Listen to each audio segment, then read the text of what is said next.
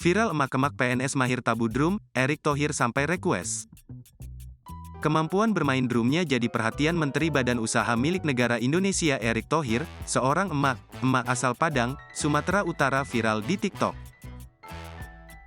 Pasalnya wanita yang sehari-harinya berprofesi sebagai seorang PNS tersebut memiliki kemampuan tak kalah dengan para drummer profesional. Aksinya kerap jadi tontonan dan viral setelah diunggah melalui akun TikToknya @desi_drummer. Kemampuan Desi yang tak main tersebut bahkan turut menjadi perhatian Menteri BUMN Erick Thohir. Dalam unggahannya Desi memamerkan permintaan dari Erick Thohir yang ingin dimainkan lagu Garuda di Dadaku, dari band netral. Request dari Menteri BUMN tersebut pun langsung dengan senang hati dikabulkan oleh Desi. Aksi Desi tersebut pun langsung menuai beragam pujian dari warganet.